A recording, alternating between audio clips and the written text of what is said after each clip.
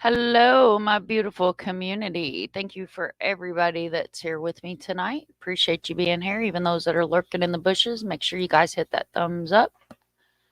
It helps the channel, it helps the algorithm that hates my channel. So, I just wanted to start out with thank you so much and much love to all my people in my community here on YouTube and all my people in the community on Twitter that reached out and showed me so much love with my slight mental breakdown I had, and I felt like it was important to reach out and voice what I had going on inside. So it helped me vent, it helped me release, and it also, I hope, gave other people the pride to be able to know that we have an amazing community and some great folks. And again, thank you, and sending lots and lots of loves to all my community. You guys are amazing and awesome. So it's almost October, my favorite month. So I'm not going to sing because we all know, don't want you guys to unsubscribe from the channel. But we're going to have kind of a different live tonight. October's my channel. Or October's my channel. October's my month. And heard a very, very smart man say last night that most of us that are, true crime and kind of, disturbed, if you will. But you guys know I'm already disturbed. Please don't disturb. So I just wanted to say thank you to everybody. And hey, Drifty Rabbit, thank you for coming in. And just going to start out with, if you guys ever need a missing flyer or graphics made, I make all my own graphics. I make all missing flyers. I make wanted posters. I actually really enjoy making graphics.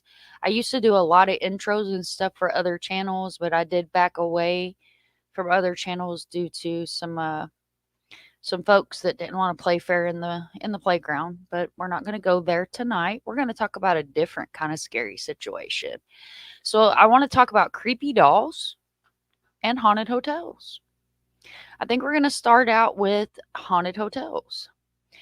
So I've got a list pulled up of some of the most haunted hotels here in the United States, and I also have some really cool information that I want to share. So I was a housekeeping supervisor for the Plaza Resort and Spa in Daytona Beach. It is currently closed due to hurricane damage. It is a very old hotel. It's actually the first hotel in Daytona Beach. It's one of the oldest hotels in the state of Florida. She is right at 200 years old, I believe. Um, just an amazing, amazing, beautiful old girl she is. I went through my photos and I was going to share some dirty secrets about the hotel, but I'm not going to go there tonight. I am going to share some really cool footage, but first we're going to start out with a video. And this is actually a really cool video. I believe this one is. Yeah, so this is from the Plaza Resort and Spa's website. They've got a whopping 68 subscribers. This is from 9 years ago. I'm going to pull this video up first, and the audio is super crappy, so I apologize ahead of time about the crappy audio. But it's not my crappy audio, it's the crappy audio of the hotel that recorded this from News Channel 2. I think it was 2.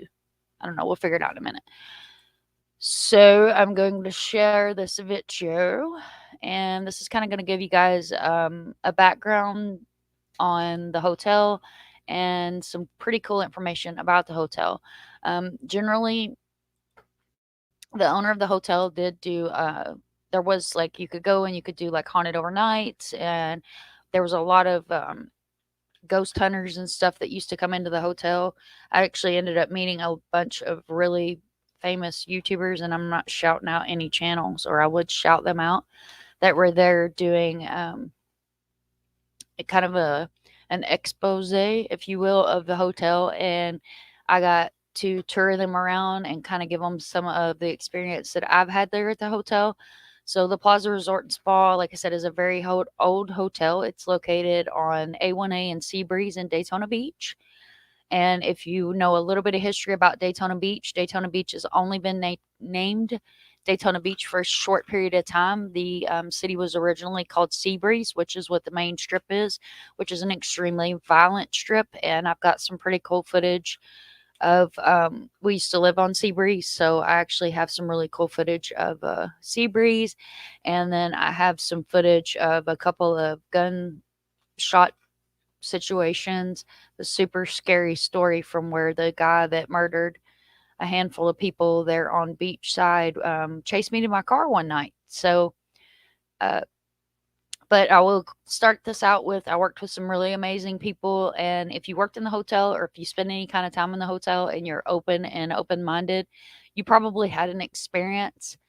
One of the most well known rooms in the hotel is 1111. We had housekeepers that refused to go into 1111. My supervisor refused to go into 1111. Um, and this is allegedly there was a guy that jumped off the balcony, and if you stand on the balcony in 1111, you can actually look down, and the air conditioner was never replaced. So his indention is still laying in the air conditioner. You could still see where he landed and had his last moments there when he unalived himself from jumping from the balcony. But I'm going to go ahead and start this video. It's going to give you guys a little bit of background. Historic hotel at A1A in Seabreeze in Daytona Beach has seen a lot of comings and goings, including spring break action in the 1990s. We know kids can act ghoulish, but it's the current guests that have some employees spooked. They believe the hotel is haunted, and as West 2's Claire Metz reports, on the eve of Halloween, they invited us over to show us why. The Plaza Resort and Spa is well over a century old. Been in and around this property in one incarnation or another.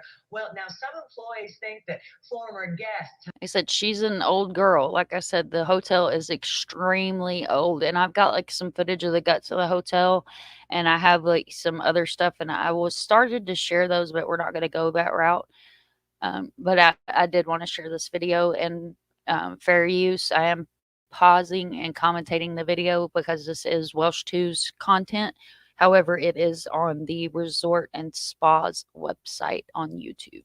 Have either returned or perhaps never left. It wasn't dust. It wasn't a flashlight. So this is the security guard that I told you guys about that stopped me and was like, hey, you know that guy that was following you home that we got on video on the security cameras? So he murdered 2 people yesterday, right after he chased you to your car. There was nobody on property causing. His name is Chris, and he's awesome. So I'll let the video play for a few more moments. Stuff to happen to mess with other employees. Hotel Security Chief Chris Lenkowitz and staff were watching security monitors several weeks back when they saw something odd moving to a downstairs bar. An apparition moving about, changing sizes, and when a guard came down to check, others say the ghostly presence seemed to hide. The guy upstairs was telling him, go behind the bar. It's behind the bar. Go behind. So he started to go behind the bar, and he said, no way. And he got out of here. Though he couldn't see it, the guard felt something. And later on security video, the apparition almost takes on the shape of a person and runs away. Cold spells, giggling, keys dangling. Yeah. Staff says there have been strange sightings and sounds from all corners of the hotel. Hallways, ballrooms, even hotel rooms like 1111, where a guest fell to his death from a balcony several years back. But they say this specter proves there's a bump in the night and then some. You know, I've had doors held, like you're pulling on a door, and the door's not locked. You walk in, and there's nobody in there. Because of the recent activity in the bars, suspicious goings on in some of the hotel rooms, a paranormal investigator will be here early next month, and that should be a. And this is an 11 that she's in, and I actually have a video that I took that I'm going to share with you guys from this room. Spirited adventure because she's going to stay in one of these supposedly haunted rooms. In Daytona Beach, Volusia County, Claire Metz, West 2 News. So that's West 2 News. Big shout out to them. Let's get that off of there, and we're going to share this one. Hope you guys enjoy this. I really, really do. Let me let this play while I pull up my screen share. Thank you, everybody that's here. Hello, Marianne.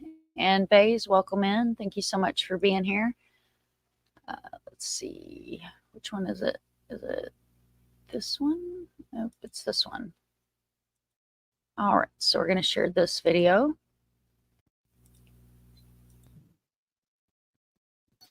Back that up. Back it up. Back it up. All right. We had a guy up in the operations room using the cameras. Now you got to remember, it was about 90 degrees in this bar, and the bar was shut down for over a month under construction. So I get a call to go to the business center, which is next door to this bar. The computers all went down. It started getting all weird. Everything started going down, shutting down. And I felt like I walked into, I got up to the corner here, it felt like I walked into a freezer. It was freezing cold. And whatever it was, it saw me back up into the corner there. You can see it on the video, backing up into the corner.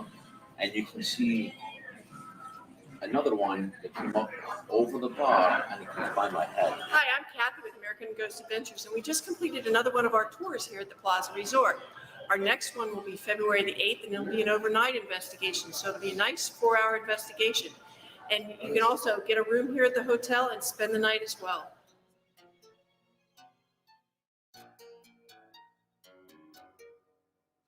And these are older videos. I just pulled these up just for reference. So I'll tell you guys a little bit about the story behind the haunting. So allegedly, this hotel has burned several times. It was originally a home.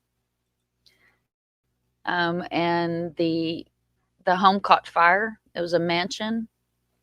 The home caught fire, and a little girl lost her life during the fire. Well, you heard Chris talk about giggles in the hotel. You not only hear giggles, she likes to come up and touch you. She likes to follow you around.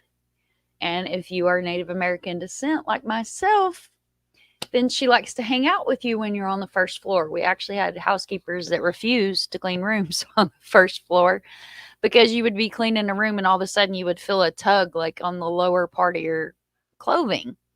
So it was a little creepy, and it actually really bothered you a lot. But the next video that I'm going to share with you guys, I actually took that video myself. It is a video of what we called a tea room, which was a touch-up room. It was a clean room that had not been stayed in. The room was 511. All of our 11s in that hotel were known for questionable activities, if you will. So this is another video I'm going to share with you guys, and this is actually my personal footage. I had to dig for this video, but I want to share this.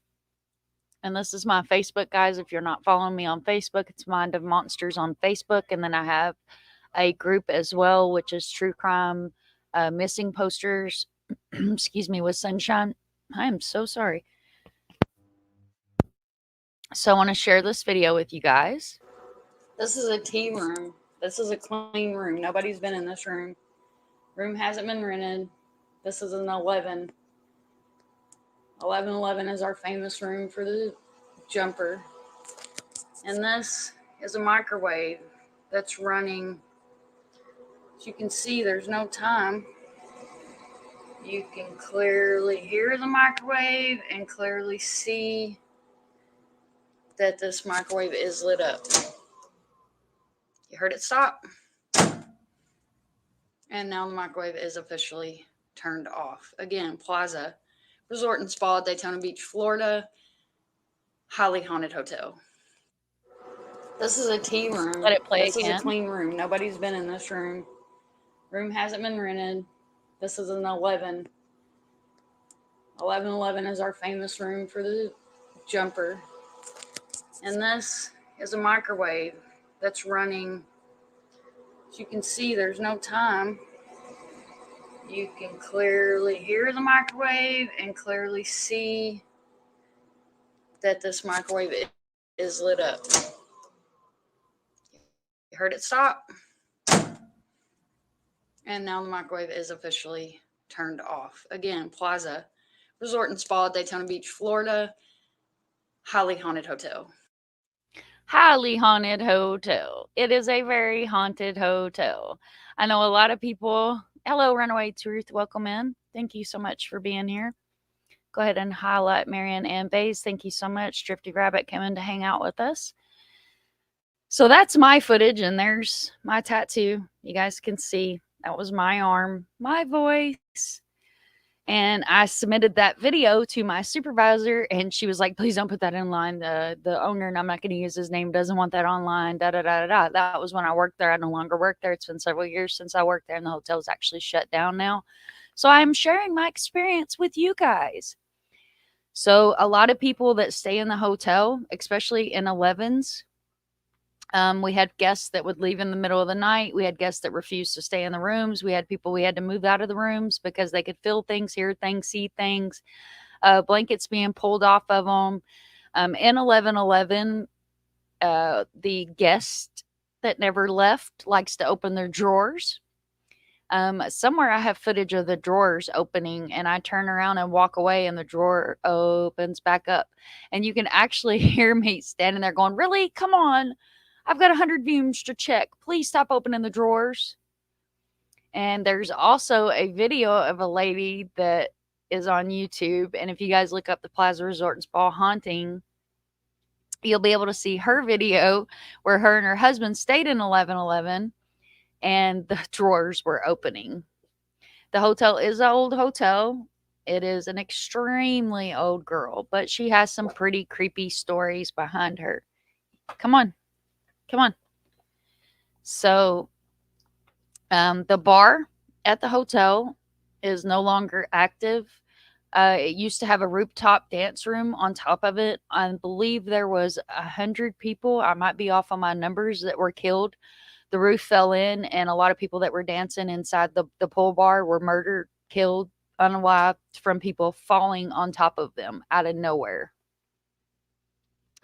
While I worked there, we had 2 people that actually unalived themselves in rooms.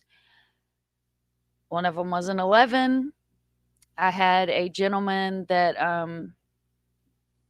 was blind, and I saw him on the first floor. And when I got down to the first floor, I was checking rooms, and you're kind of in a rush because, especially when it's bike week, you're running like 900 miles an hour and you're trying to get everything done.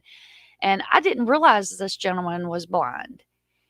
So I walked up to him and I was like, "Hey, how are you enjoying your stay?" Da da da. Did my little spiel, you know what I mean? And he's like, "Oh, I'm doing great." And I'm like, "Well, you could ride up with me. What room are you going to?" And he was staying in one of our rooms on the 3rd floor. So I got him to his room. And when I got him to his room, me and him were talking. And that's when I realized this gentleman couldn't see. Well, the next morning I got to work and the hallway was flooded on 3. And I started to upload the pictures that I took of the flooded hallway, but they're one of my coworkers, and I'm not sure how she would feel about being put on YouTube, is in the footage. So I did not pull that up to share with you guys. I apologize. But I did want to tell you guys the story. So this gentleman, he actually had a heart attack and died in the hotel. And he turned the water on. So the room flooded overnight, which in turn flooded the hallway. And when it flooded the hallway, then I have a picture of her jumping over the flooded floor. And I called downstairs and I was like, "Hey, we have a flood. There's pipes bursted or something up here on the 3rd floor." Maintenance goes in to take care of the leak, thinking this gentleman has checked out and he is no longer with us and died in the room. I was kind of upset because I had just spent time with the gentleman the day before. A lot of us that were management in the hotel had actually spent time with this gentleman. So I go and I finish my routines and I'm getting back on the service elevator. As I get on the service elevator, they're bringing this gentleman into the service elevator. So I rode downstairs with this gentleman. And then I got out of the elevator and I went into the housekeeping office and I sat down and I thought, I got to have a breather. You know what I mean? So I sit down in the break room. I get called upstairs. So I go upstairs and the paramedics in the corner are coming out of the basement with this gentleman. So it was almost like I couldn't get away from him. Like he just couldn't say goodbye. About 2 weeks later, we had a young lady that, when she checked into the hotel, she had long, beautiful, flowing blonde hair. She was seen out by the pool deck. About 6 hours after she checked in, she had shaved her entire head. Um, we assumed she had some kind of mental breakdown. And I mean, no disrespect to the family by any means. It was actually a very sad thing. She was staying in an 11. And I don't know if that had anything to do with it, but the energy that are in the 11s are very strong. So she was staying in an 11, and one of my housekeepers went in to clean the room, and all she saw was a foot. Well, I went up there and I was like, "What do you mean all you saw was a foot?" We go into the room, and she has unalived herself in the room. So the hotel is creepy, it's haunted, and I know a lot of you guys don't support spirit boxes or anything like that, but just myself, out of curiosity, I downloaded the what's it called? The Ghost Meter app, I think's what it was. And I would actually sit there, and Penelope is her name that haunts the hotel. The little girl I was telling you guys about earlier in the video that burned up in the fire and lost her life as a child. Penelope would come through the spirit box and speak to me. And if you don't agree, then that's on you. I know what I heard. I know what I saw. I know what I felt. I know what I experienced in that hotel. Super creepy hotel. So there was that. So that's the Plaza Resort and Spa of Daytona Beach. It is one of the oldest hotels in Daytona. It has a lot of mob history behind it. Actually, the pool bar that I was telling you about that the ceiling fell in and the people lost their lives was the hotel. I'm not going to drop any names or anything, but the hotel was owned in the 70s by a very well-known mafia boss. And inside that pool bar, there are murals of Marilyn Monroe nude and some other things. So before they tore down the pool bar, I was able to actually take Tater, my youngest son, in there, and he was able to experience the feeling that you get when you walk in there and see the murals and things like that before they destroyed that part of the hotel. The hotel was originally a yellow color whenever I worked there. The gentleman that took over whitewash wedding the hotel. And I don't agree with it. It looks awful now, but it's not my hotel, so I can't do anything about it. I do have a couple of photos I wanted to share with you guys that are going to show some of the older um, scenes in the hotel, scenes of the hotel, because it is a very old hotel, and I feel like it's important to show her skeletons and to show her bones. So I'm going to share my screen. I'm going to share my window here. And so this is the sea breeze. This here is the tunnel that goes to the beach, and this is still there. This is how the hotel originally looked. There's your horse and buggies and things like that. Super cool.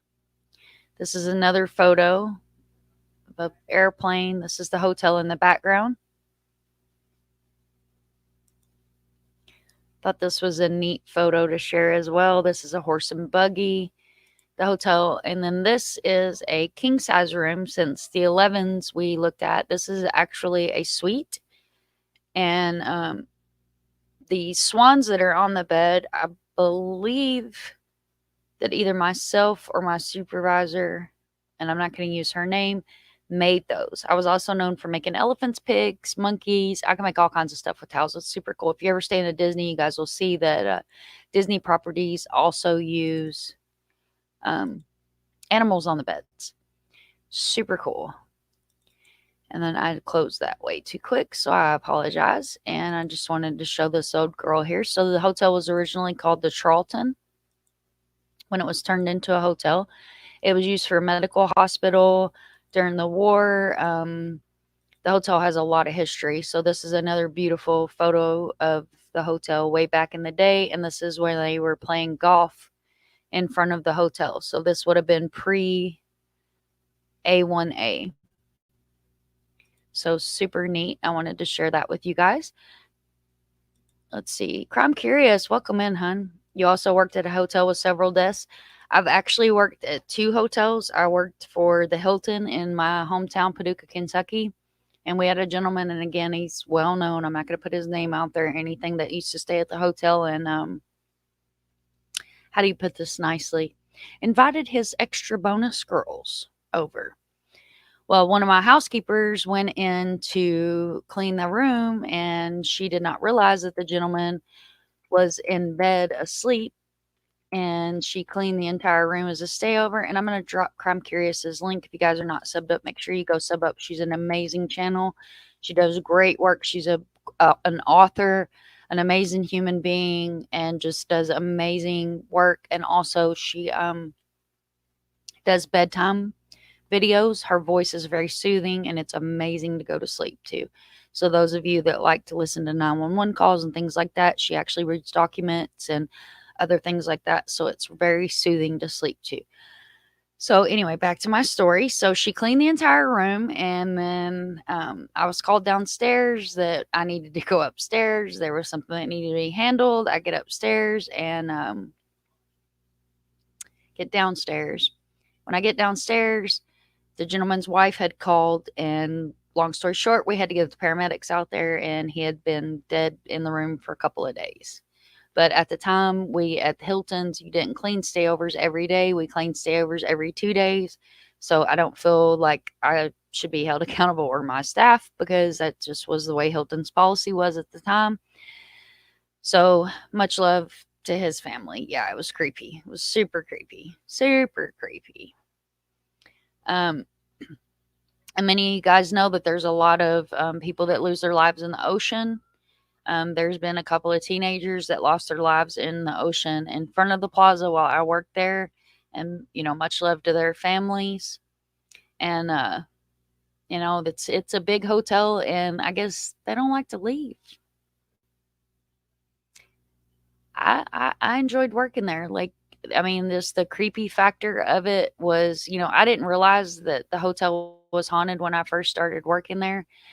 And I guess I'd been there for probably about 2 months, and I walked into a room and I kept hearing somebody talking to me. Like, I could plainly hear someone speaking to me.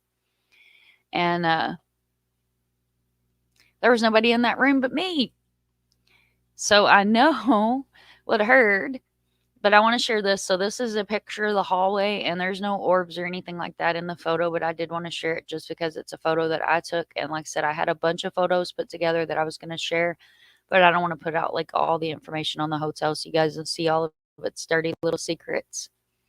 But that was a picture of the grand hallway that didn't pull. There we go. This is a picture of the grand hallway. The bottom part of the hotel is extremely haunted. It's the oldest part of the hotel. You can go anywhere in the bottom part of the hotel, and you are guaranteed to see some creepy stuff and hear some pretty creepy stuff in there. Like, it's rather creepy. Rather creepy. All right, so let's get into dolls. All right, so we all love creepy dolls, right? Yay! So I have a photo. It might have been on here. Let me see if I sent it to myself on Messenger. So me and Tater were walking down Seabreeze one day, and I guess I didn't send it to myself. I might have just stolen off Google. Let me see if I stole it. Did I steal it off Google? Guess not. Then anyway, it's a puppet, and it was an antique puppet, and like Mr. Sunshine is completely terrified by it, so it's super funny that he's like totally terrified by this puppet. So the kids thought it was funny to take this puppet, and they would set it like all over the apartment. So he would come home from work, and this creepy puppet would be like sitting on top of the refrigerator or like behind his chair, and he would get super freaked out. The cool thing about that puppet is it was actually a puppet that was used in Carnegie Hall. I met the lady, her husband was a comedian that was in every night entertainment at Carnegie Hall. So I do own 2 of them, and they are extremely creepy, and they're very, very old. Their jaws don't work anymore, but they're still super creepy. And my passion is that I do want to open an oddity store, and I want to be able to have like gaffs and oddities, and my two puppets will be my two main guys that I want to be in my shop. That is my passion, is to have an oddity store and to continue with my missing and actually be boots on the ground and be able to search for missing. I do currently work 40 hours a week. However, the job I work for and the company I work for is soul draining. So I just am not happy there. And again, hence the mental breakdown from yesterday. So back on subject. So let's talk about creepy dolls, because creepy dolls, it's almost Halloween and we all love the creepy dolls. So big shout out to the Travel Channel. I'm going to use their information here. Thank you, Crime Curious. You're awesome, Jen. I love you, love you, love you. You're amazing.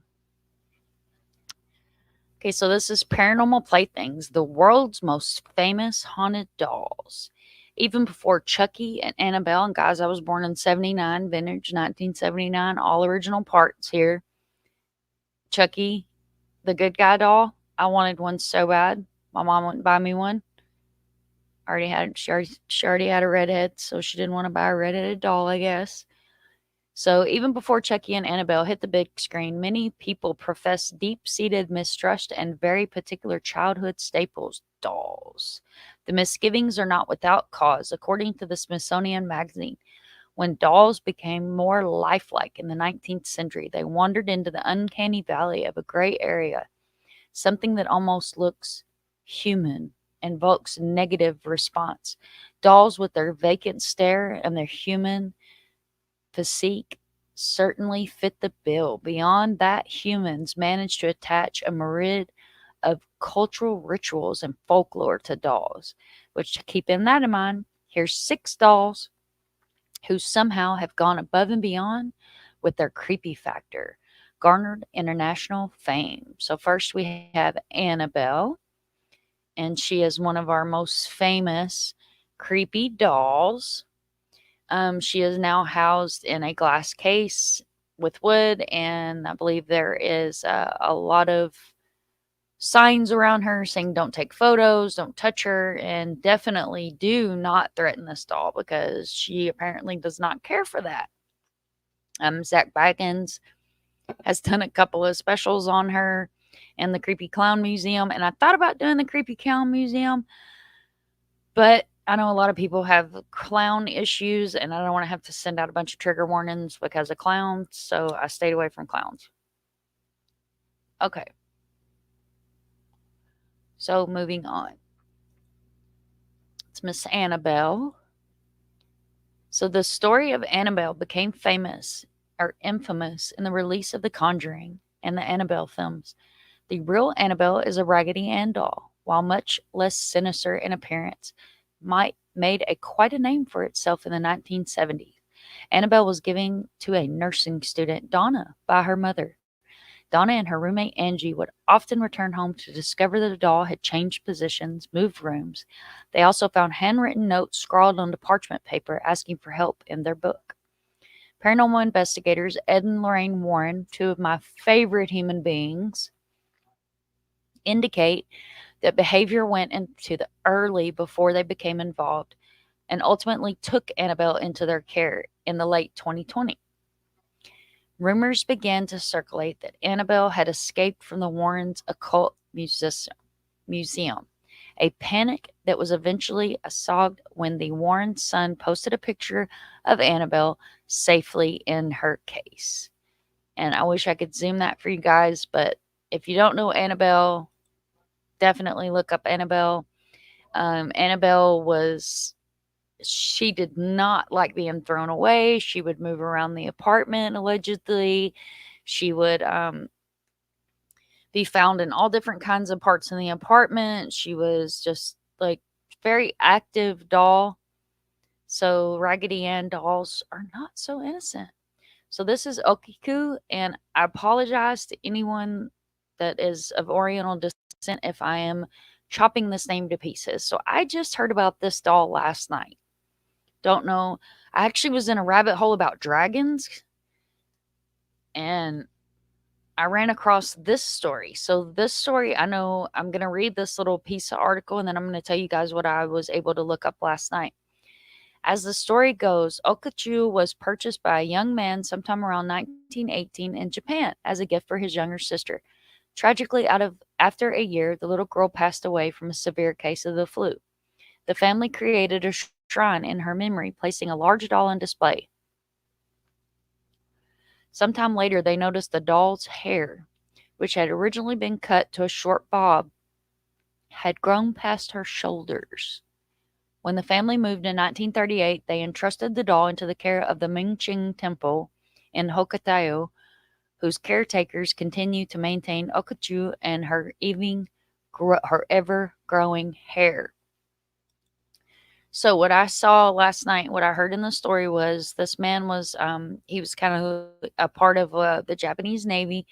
He was going around on a ship. He wanted to buy a special gift for his sister. He was walking through the market downtown, or the market, saw this doll, and she's in traditional Japanese komodo. So he purchased this doll for his sister, and she actually died of the yellow fever, is what I was able to look up last night. The little girl did. Rest her soul. And she is now currently to this day in a temple in Japan she is taken care of by monks. There are stories that monks have had nightmares about this doll. Her hair grows. It grows very long. It grows at an extensive rate. They believe that the soul of the little girl that lost her life, the doll is named after in honor of her, possesses the doll. So there's that. I'm sorry, guys. I went to CrimeCon Sunday and I got the funk. So if I have to mute periodically to cough, I apologize, but thank you so much for being here. I appreciate everybody. If you haven't already, make sure you smash that subscribe button, hit the thumbs up. It really helps the channel out, and it really helps get the channel into the algorithm. Because if you know anything about YouTube, the algorithm hates me. So there's that. Let's see. She said, I love my Raggedy Ann doll. I never had a Raggedy Ann doll. My mother had a Raggedy Ann doll, and my mother passed away. My dad actually has the doll now. She has a Raggedy Andy and a Raggedy Ann, and my dad keeps them. When my dad passes away, I will ask for those. But yes, so that's super creepy story. And the doll's hair grows, and I encourage you guys to look up the story and listen to the story yourselves. It's an amazing story, and I mean, the hair grows. So, there's that. We've seen weeping La Madres. We've seen, I think I said that right. The mother. We've seen them was weep. Apparently, her hair grows. So there's another creepy doll. So we're gonna move on to the next creepy doll. So this one is Lily.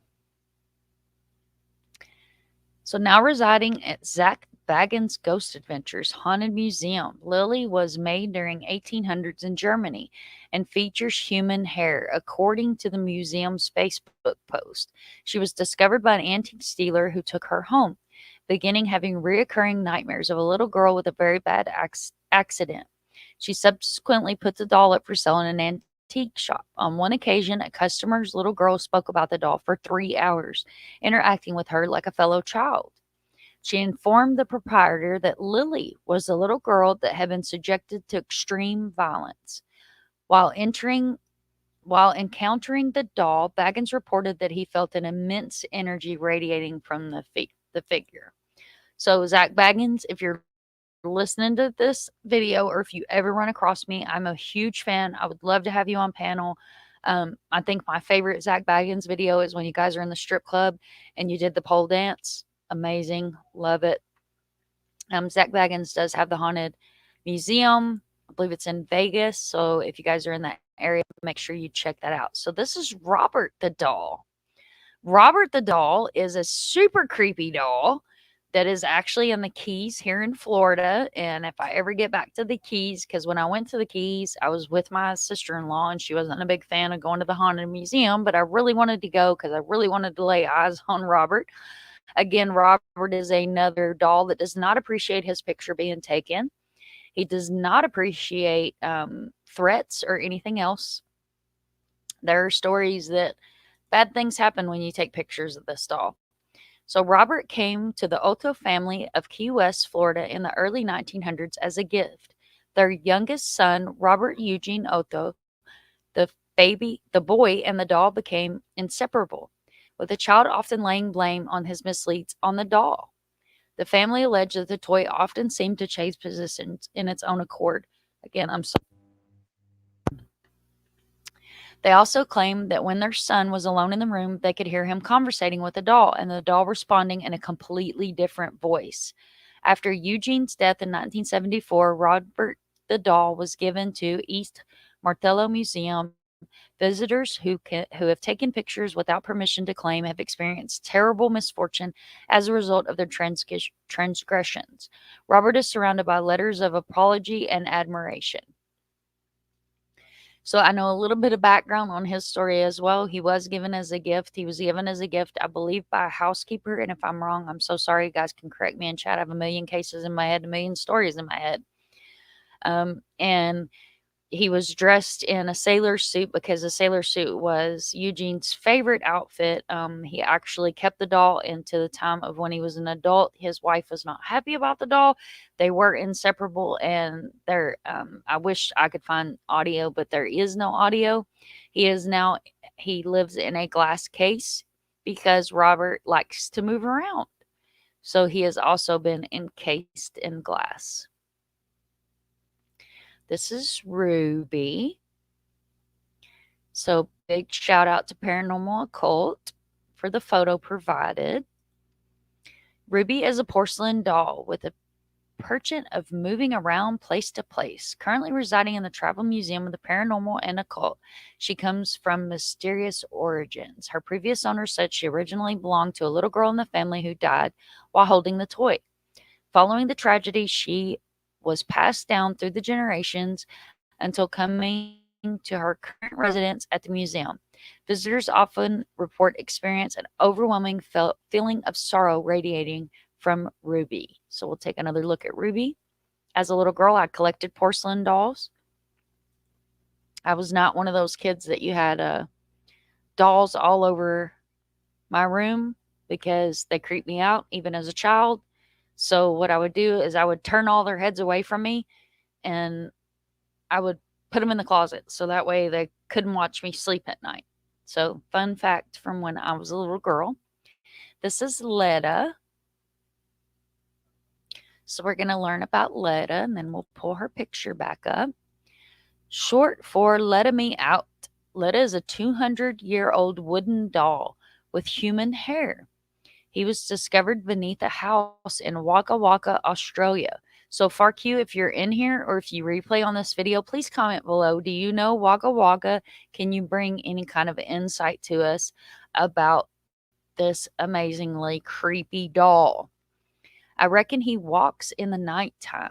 When he came here in a new house, and I never heard strange things in my life. He found scuff marks on the floor of his home while objects mysteriously shifted. Walton has brought Letta with him to multiple television interviews and has started an Instagram page dedicated to the doll. So if you guys are interested in Letta and following Letta, hit him up on the Instagrams. Okay, so this is the Psychic Museum affected.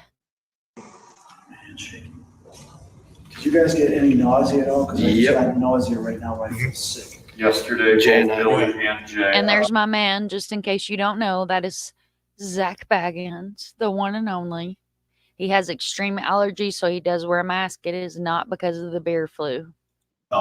So sick we almost had to leave and leave. Holy cow. Just as Chris is being affected, this strange light orb appears by his temple, then disappears near his mouth. Speak to us.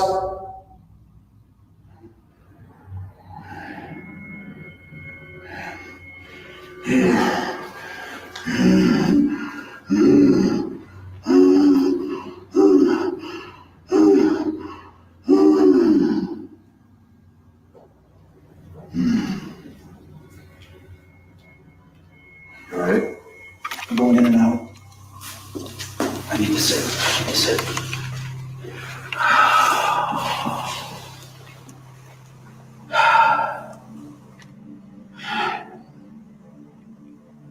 because honestly, that guy gets on my nerves, and I mean no disrespect, but he absolutely gets on my nerves. So we're going to switch it up just a little bit. Go back to the dolls. So let me share this screen instead. We're going to take a look at kind of a famous story. This is about the Island of Dolls. It has a murky and terrifying history. There's just something thrilling about a place of a dark and mysterious past. Take la Asa del Los Meñiques, and I apologize for my Spanish. For example, an island covered with decaying old dolls strung up in the trees is pretty creepy of its own. But before you get into Don Julian Opez, the story of La Isla de las Mocanas, the Island of Dolls, we'll just stick with that, is intimately entwined with the story of Don Julius Santa Maria, a native of, not even sure how to pronounce that city name, guys, Chocomo, sorry, brought of Mexico City. Don Julian left his wife and family sometime in the mid-20th century to sequester himself on an island on Texudo Lake. His reasons for doing so are hazy at best, but it soon became clear Santa Maria was necessarily not of sound mind. Long after relocating, he made a chilling discovery on the shores of the island: the body of a young girl drowned in the lake. Now that's allegedly, so that's not ever been confirmed that I've ever saw. I've heard that it's like a folk tale that a girl drowned and washed up, but again, do your research. Don't take my opinion for it. A doll came floating down the canal shortly after, changing the course of Santana Barrera's life into the shape of the island for years to come. And these are just a few of the dolls. And people actually bring dolls to the island. Alone on the island, Barrera took the dolls and hung it from the tree in order to appease the spirit of the deceased girl. But at least in the eyes of a man who now considered himself the island caretaker, the doll was not enough.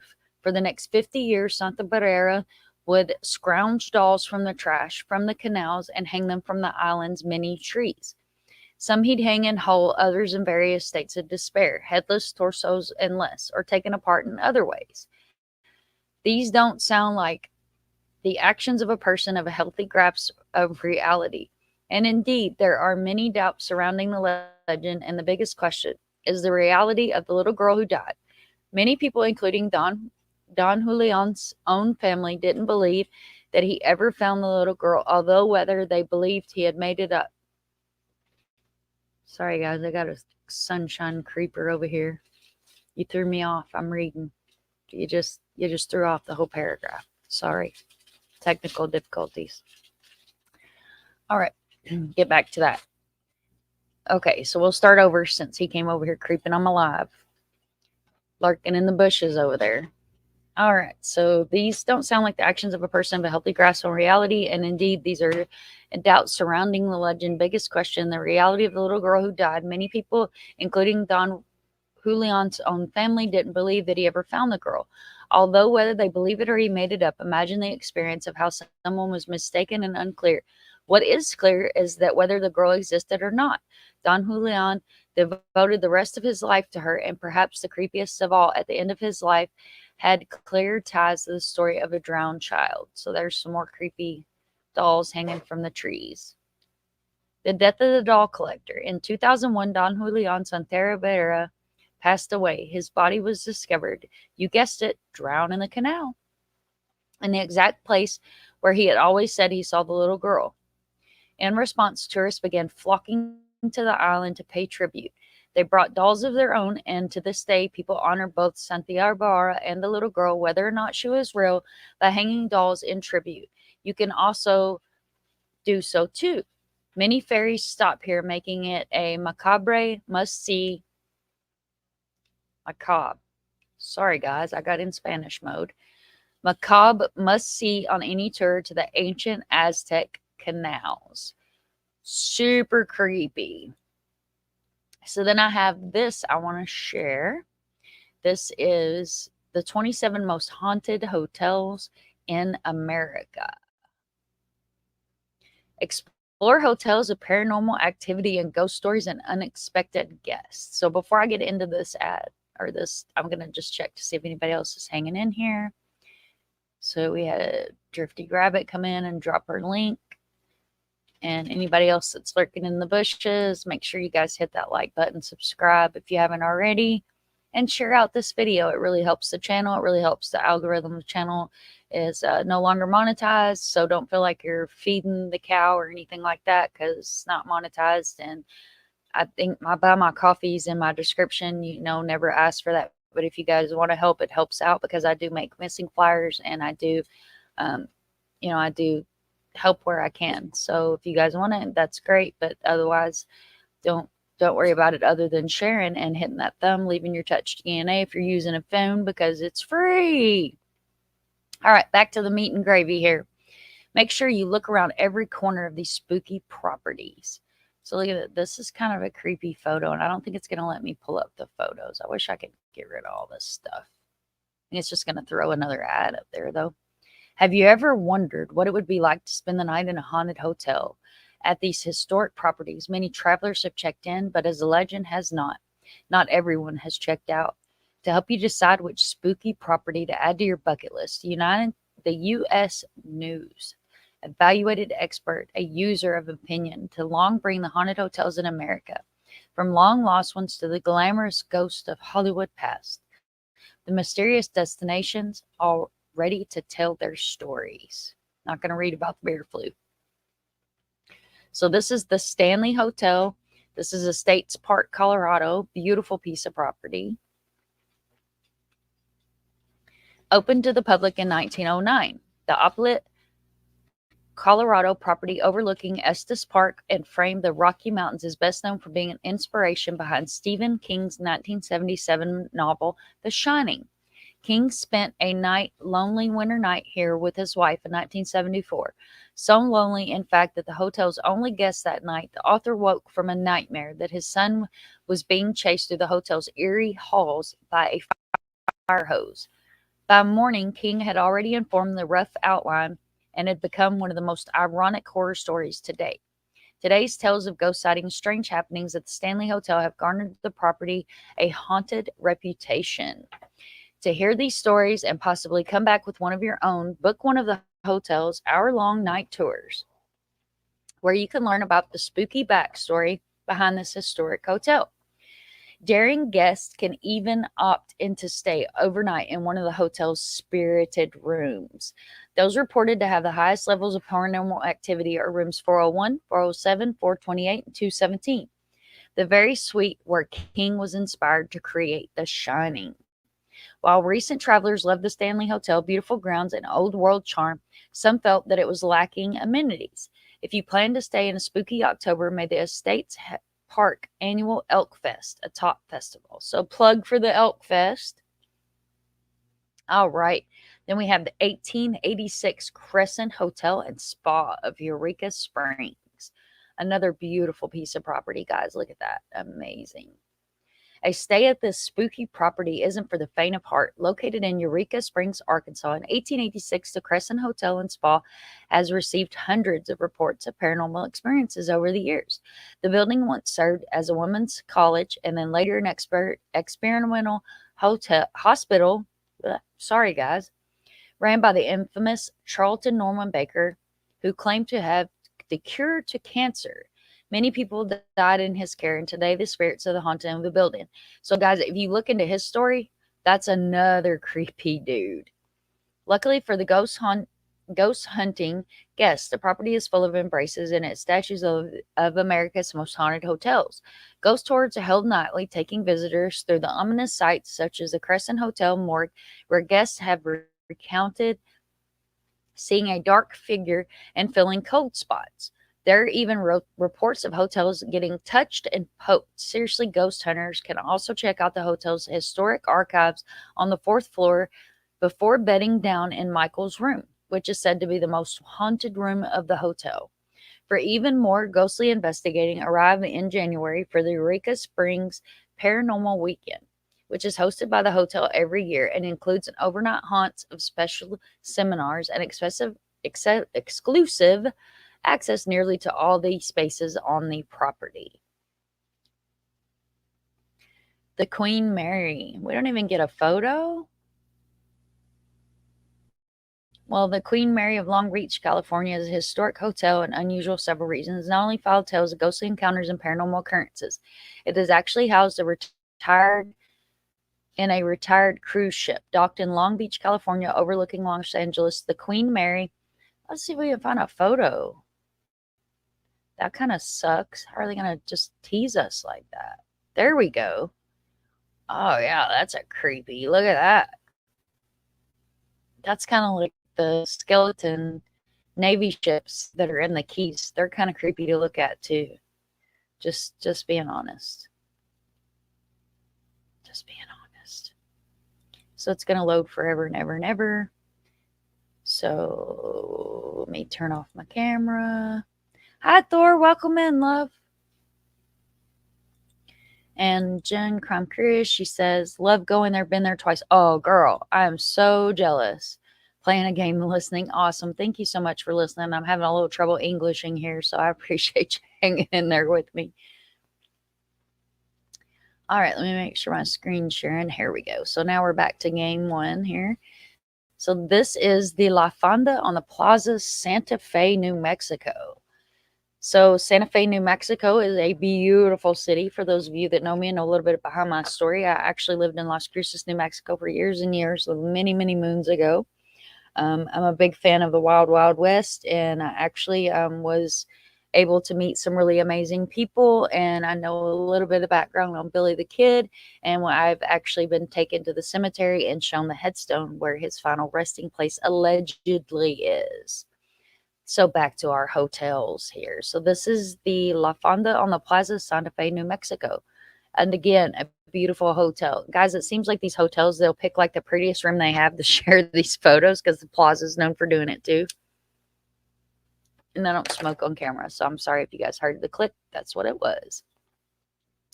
Located in Santa Fe, the luxury appointed hotel might scare you the socks off you. Although the current structure of the houses of La Fonda Plaza wasn't built until 1922, the site has become the courthouse and the #1 ends of dating all the way back in the 1600s. But not all of La Fonda's secrets have stayed in the past. The hotel is said to be haunted by the spirit of John P. Slott, a former New Mexico Chief Justice who was shot and killed in the lobby in 1867. Some past guests have reported hearing footsteps in the night.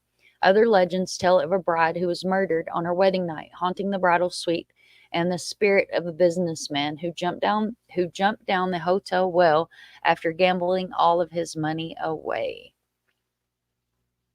So then we have the Emily Morgan Hotel in San Antonio, Texas. Sitting in the heart of downtown San Antonio, the Emily Morgan Hotel. Look here. A DoubleTree Hilton-owned property is no stranger to the supernatural. Countless strange occurrences have been reported to staff and guests, the phone ringing in the middle of the night, and with no other one on the line.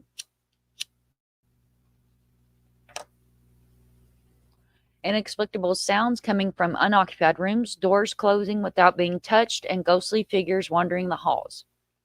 Video cameras have appeared the bright orbs floating around the hotel at times. Some travelers attribute these spooky hauntings to the hotel's eerie history. The property was once used as a Citical Medical Arts building, featured its own morgue, crematorium, and psychiatric wing. It also overlooks the legendary Alamo, the site of a gruesome battle during the Texas Revolution. Book your San Antonio trip. Okay, we're not going to plug the hotel. All right. Hotel de Coronado in Coronado, California. So you guys, if you don't know anything about Skid Row and you don't know the story, I don't want to make this live too terribly long, but if we do another haunted hotel, we will totally talk about the infamous, most beautiful haunted hotel that I know of in California. But hopefully they'll feature it in this, because I'm actually reading this with you guys, so I didn't look over it. I figured it would be a surprise for all of us and together. All right. In 1892, a young woman named Kate Morgan checked into the San Diego Hotel del Coronado. Alone, she but unfortunately would never forget the chance. And a few days later, the outdoor staircase leading to the Coronado Beach, Morgan was found with a self-inflicted gunshot wound to the head. While with circumstances with her mysterious death unknown, some speculate that she killed herself due to an illness, heartbreak, or following her untimely death. Guests have reported seeing her on the beach of the hotel. All right, so let's get down to my Georgia people. And since we're going to Georgia, I'm going to drop True Crime Web's link. Hi, Kimmy. Welcome in. Thank you so much. Let's see. What we got here? Hi, Thor. I'm curious to saying hi to Thor. Thor says hello. I miss her lives too. Super bad. Okay, so she's going to go back to the live streams when the book is out. Like I said, she is an amazing person and an author, guys. So if you're not subbed up to her channel, it's earlier there in the chat. He says, excellent. We'll keep my word on the 25 copies to give away, Jennifer. Thor is awesome. Thank you so much, Thor, for being here. Kimmy, hi. Never late. Never late.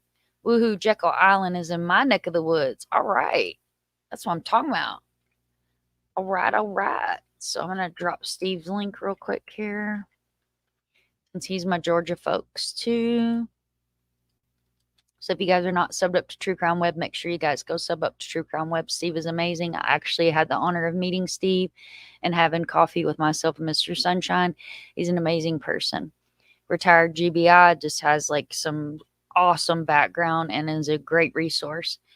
Jekyll Island Resort, Jekyll Island, Georgia. Situated in its own private island, Jekyll Island Resort is also known for its plush, gilded age and accommodations of a wealthy clientele. Past guests have reported numerous paranormal happenings, including a ghostly bellhop roaming the second floor, the smell of cigar smoke early in the morning, rumored to come from a deceased club member, J.P. Morgan. Coffee cups that have also mysteriously slipped, and newspapers that have been read when guests are leaving the room. Darling visitors can experience the spooky legends for themselves and staying overnight at an exclusive oceanfront resort, Georgia's beach destination. So if you guys don't know much of the history on J.P. Morgan, go take a gander at J.P. Morgan in Tesla. I'm sorry for mispronouncing. Blow your mind. It will absolutely blow your mind if you don't know much about that, because, energy should be free, but we'll just leave that for a different live. The Dawn Caesar in St. Pete Beach, Florida. Look at that. Isn't that a beautiful hotel? And I don't know how old this article is. Yeah, this is it. So, guys, I didn't know if it was going to have its original name in there. So this is the Pink Palace. This hotel is a sister hotel to the Plaza Resort and Spa that I shared at the beginning of the live. And this hotel, I actually won for, I believe it was Christmas one year, I won a package to go stay in this hotel. I gave it away because I've heard stories from employees that have went down there to help, and negative Ghost Rider. Like, I love some haunting. I'm all about haunting. I used to tour cemeteries as a child. Like, I'm from Kentucky, so I can full of like haunting stories and creepy stuff that happens.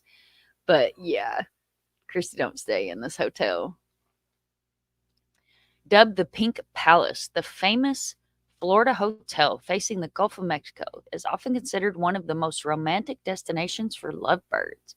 It is also rumored to be haunted. Debuted in 1928 as a tribute to the real estate Thomas Rowe, a long-lost love, Lucinda. The Dawn Caesar comes with a storied past. Many guests and staff have reported seeing Rowe wandering the grounds, searching for Lucinda, even in death. Perhaps he found her. There have been several alleged sightings of the reminiscence of the young couple strolling the beach in St. Pete together. Beautiful hotel, but again, super haunted. So, Omni Parker House in Boston. I was messing with Mr. Sunshine earlier, and I was doing my Jersey accent. So we're going to talk about Boston here, guys. So this is the Omni Parker House, located in the center of downtown Boston, with a walking distance of the Boston Common Bears and the distinction of being the longest continuously operating hotel in the United States since 1855. And the Plaza Resort and Spa was built in 1901, I believe. Such as many stories tell, the hotel's founder, Harvey Parker, has been said to roam the building, and some Patreons have supposedly witnessed orbs floating down the hallways on the 10th floor. In addition to these particular sightings, the past guests have reported hearing whispers, seeing odd shadows, and smelling cigar smoke in the third floor of the room. For a former longtime resident. Okay, this is the Omni Mount Washington Resort in Brenton Woods, New Hampshire. Again, beautiful room. Ghost hunters won't want to miss a visit to the elaborate resort nestled in the New Hampshire's White Mountains. And for my New Hampshire folks, if you are not following, make sure you check out my channel. Check out Jen's channel. Harmony Montgomery is still missing, so I like to, bring up my babies whenever we're in those areas. So plug for Harmony, justice for Harmony. May Adam rot in prison, allegedly, and all that good alleged stuff. May he rot in prison for what he did to that baby. Anyway, back to the ghost stories. Ghost hunters won't want to miss a visit to the elaborate resort nestled in New Hampshire's White Mountains. Come on. Come on. Sorry, guys. Come on. Come on. We're live. You're so needy. Come on, Wiener. All right. It's named itself one of the most haunted hotels in New England. As the legend goes, Stickley's wife, Carolyn Foster Stickley, affectionately named the Princess by hotel staff, was widowed after his death, eventually remarrying a French royal. Today, she would be often spotted wandering the hallways dressed in Victorian garb. If the stories are to be believed, on other occasions, guests staying in the windows of the third floor have reported awaking to the middle of the night and sitting at the end of her bed brushing her hair. All right, let me turn my camera back on. Sorry, I got Wiener invaded. If you guys can see, she's a brat. So I apologize for the interruption. Beautiful bar. Look at that, guys. New Orleans. Love me some New Orleans. Very violent city. New Orleans' bustling French Quarter is home to the chilling ghost tours and several supposed ghost-ridden properties, not least of which is a famous of the Hotel Montalon. According to the hotel, a little boy named Maurice Breguet died on the property in the late 1800s from high fever. He, ever since, guests and staff reported seeing the toddler walking around on the 14th floor. But while Maurice might have been the most common name you might hear while visiting this historic hotel, he isn't the only ghost said to haunt the hotel. The Montalon's four walls, the ghost of the former hotel employee William Red Waldemar apparently still lingers on, along quarreling spirits of the chef and busser, and continuously feud over whether or not to keep the restaurant doors open.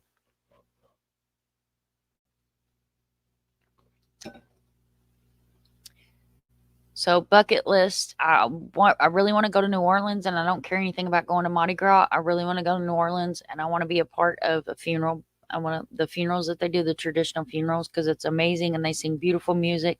And New Orleans has so much spiritual, and just it's an amazing old city. Boasting stylish accommodations with plenty of old warm charm, this iconic New Orleans hotel has lived many different lives. Before opening as a hotel in 1966, the site, now housing Bourbon Orleans, served as a theater, a convent, an orphanage, and a school with a lengthy history dating as far back as 1817, which is such an extensive past. It is no surprise that this hotel is believed to be haunted. Past guests have reported seeing a Confederate soldier, a little girl who often plays on the sixth floor corridors, a lonely ghost dancer in the hotel's famous ballroom, and more. To experience the strange phenomena, book a room. Not going to plug the hotel. Hawthorne Hotel in Salem, Massachusetts. Again, beautiful building, guys. Look at this. Amazing. It should come to no surprise that Salem, Massachusetts, host of the beloved Salem Haunted Happenings Festival every year. It is often considered one of the most haunted destinations in the country, home of the infamous Salem witch trials.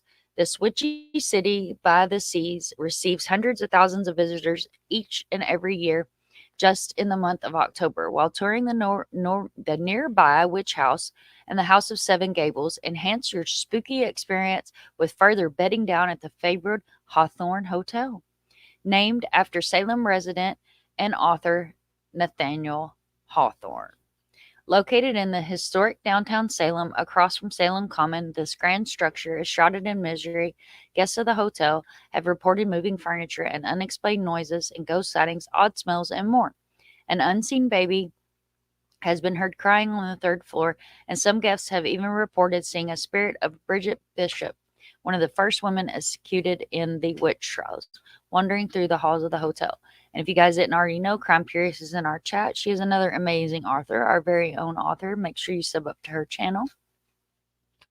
The Omni Grove Park Inn in Asheville, North Carolina. So we know North Carolina, South Carolina has some pretty old history as well. The Omni Grove Park Inn in Asheville, North Carolina has been long throughout the House of Supernatural Forces. The hotel's most well-known story is of the Pink Lady. The local lore tells of a woman who died here in the 1920s by falling off of a balcony. Luckily for hotel guests, this is supposed phantom is said to be gentle and friendly, although many in Patreon and are convinced that she likes to pull pranks. Stories of lights turning on and off, doors opening and closing, and objects mysteriously being moved around the common. Some guests have even reported feeling their feet being tickled in the middle of the night. The Pink Lady spirit is said to appear to guests in peak floating mist, and she can be apparently seen in room 545. So consider booking that room. The Marshall House of Savannah, Georgia. Built as one of the oldest hotels in Savannah, a quaint city. And then we don't get a picture. Then we have the Hotel Chelsea in New York. The Maza Hotel in Topaz, Nevada.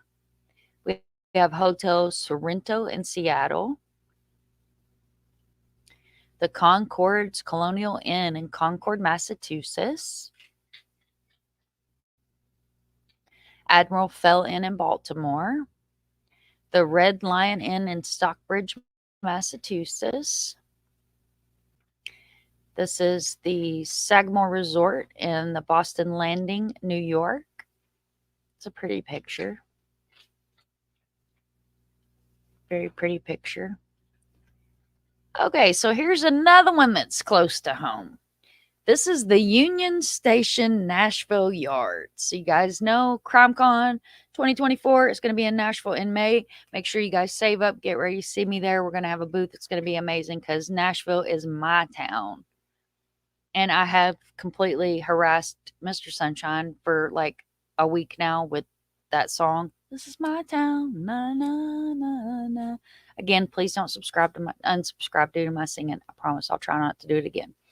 So this is a very creepy building with a very creepy past. And even if you drive past this building during the day, it gives you the creeps. Like this building is creepy, creepy, creepy. Originally a bustling train terminal, the Union Station Nashville Yard's autograph collection now bills itself as a luxury hotel. But for those in the know, the historic downtown Nashville property is in its prime destination for ghost haunting. One of the most hotels with the most famous resident spirits of a young woman in her early 20s named Abigail. The story goes that her beloved was killed fighting in World War II. Distraught, Abigail flung herself in front of a moving train in the same station where she said goodbye to him before he was sent to France. Ever since, guests have claimed they hear her wailing in the terminal and roaming the halls and hanging out in room 711. There's the 11s again, guys.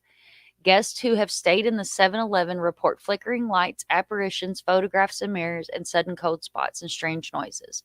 Okay, so fun fact. If you go to Nashville, there is a haunting tour that you can take in Nashville. The gentleman that actually runs it is a famous cryptologist. Girly. What are you doing, man? Killing me, Smalls.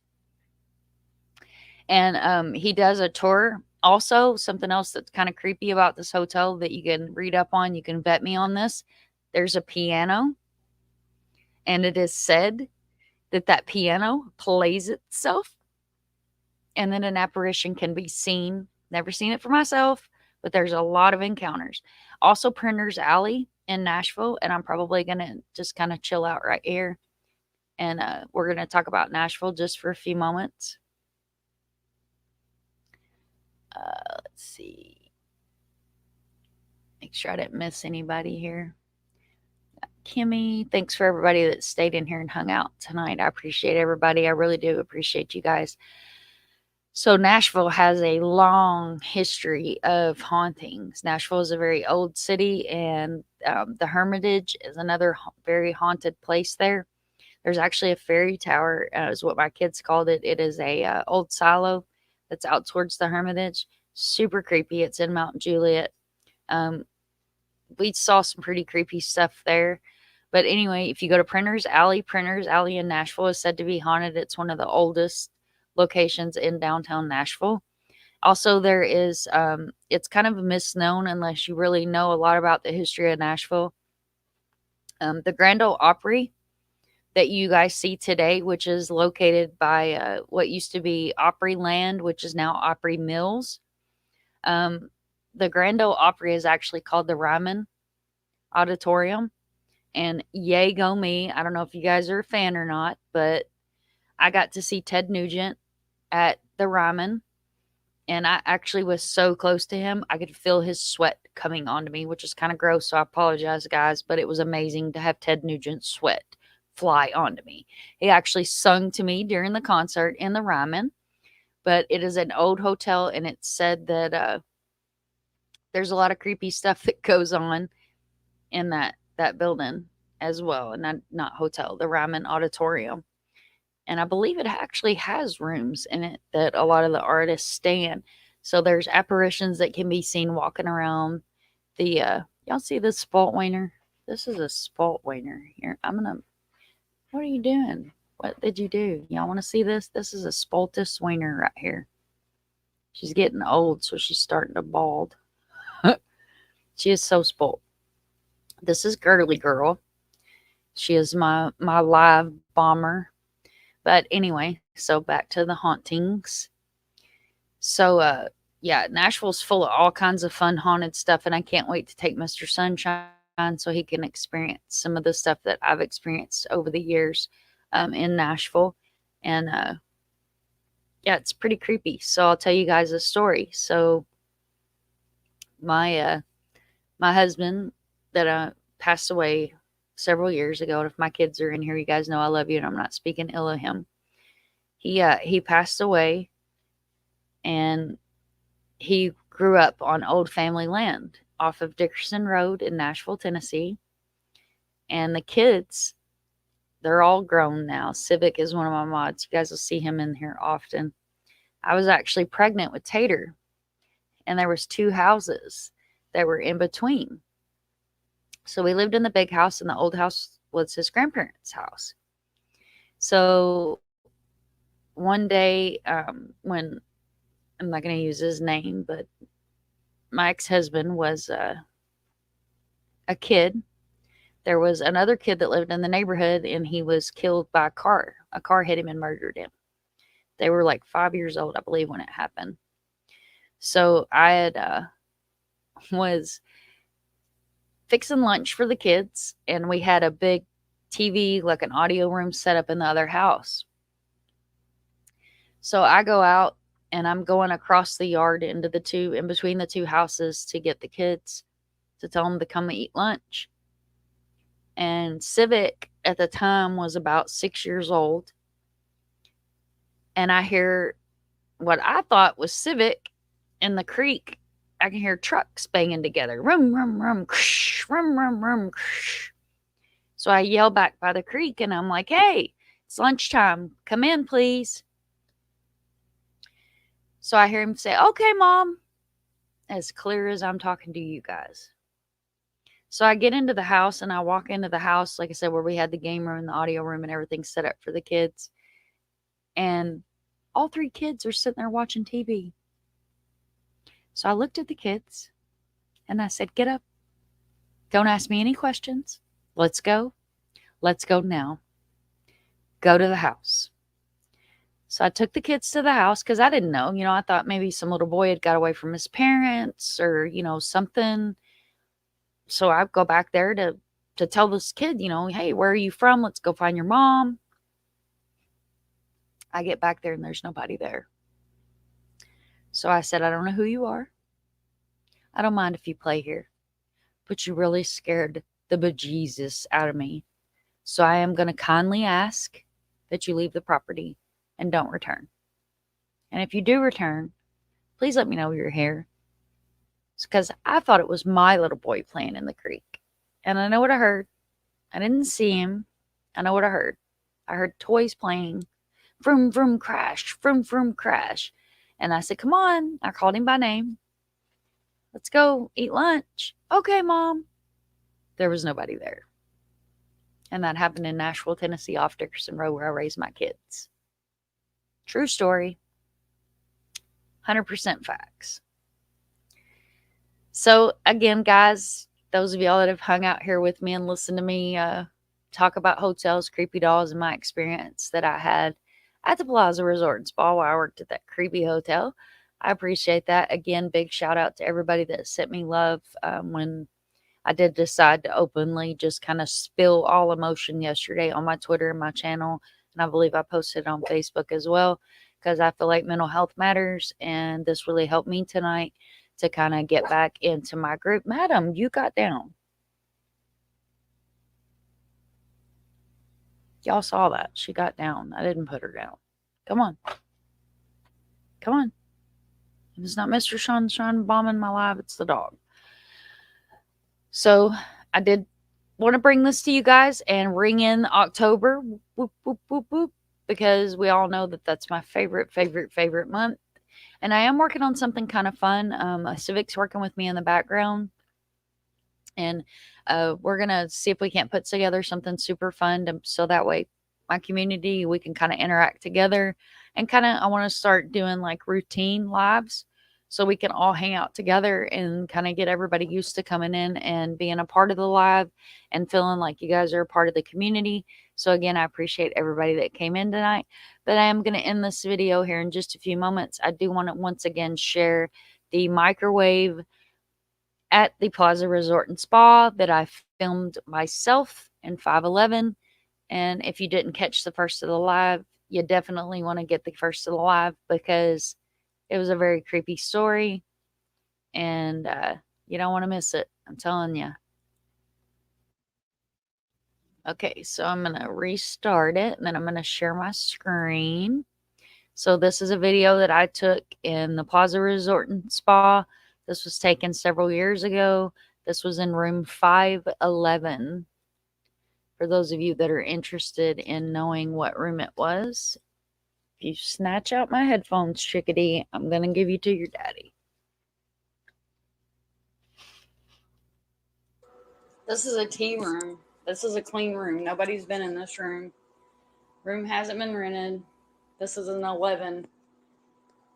1111 is our famous room for the jumper. And this is a microwave that's running. As you can see, there's no time.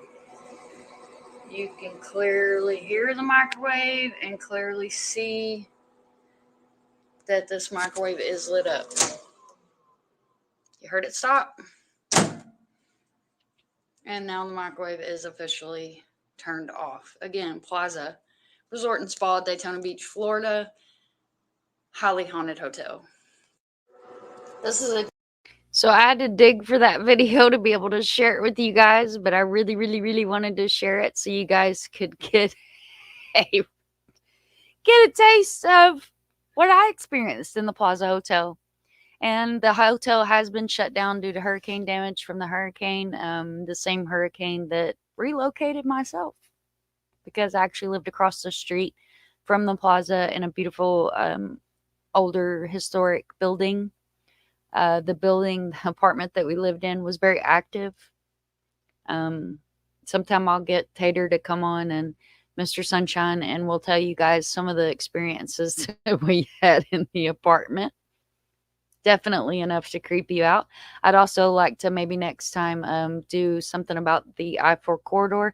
Thank you, Runaway Truth, for being in. Awesome. Thank you so much for subbing. I always appreciate the support. Definitely appreciate everybody for being here. I always appreciate you guys, especially taking time out of your Friday night when I know there's so many other amazing channels that are live that are doing, content on current cases.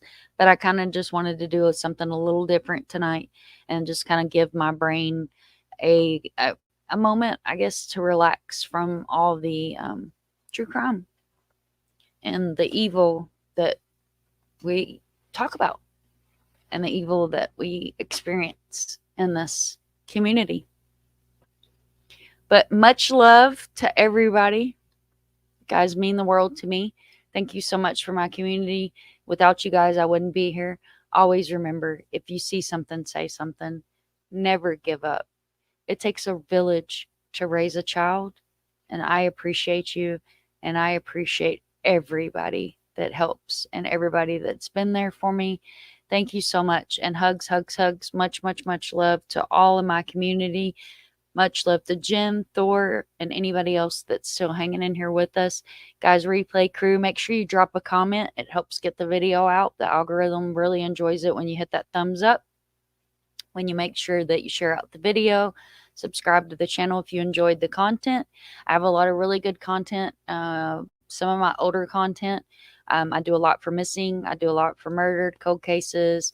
I've got some footage on the Murder Museum. It is from a website, so I haven't actually made it up there yet, but I would really like to go up there and tour that part. And then I think the next Florida-ish video that we do, we're going to take a look at the Killing Tree. We're going to take a look at St. Augustine, which is one of the most haunted places in the state of Florida, and a few other really cool, spiritually, I guess, infused locations here in Florida. So again, I appreciate everybody for being here. And remember, always be kind, be nice. You never know what somebody's going through because, we all know we're good people here and we know what causes the ill intent. Let's see, I don't know. Let me think. Let me knock on Mr. Noggin. Who could trick us into doing that? Could have been Satan.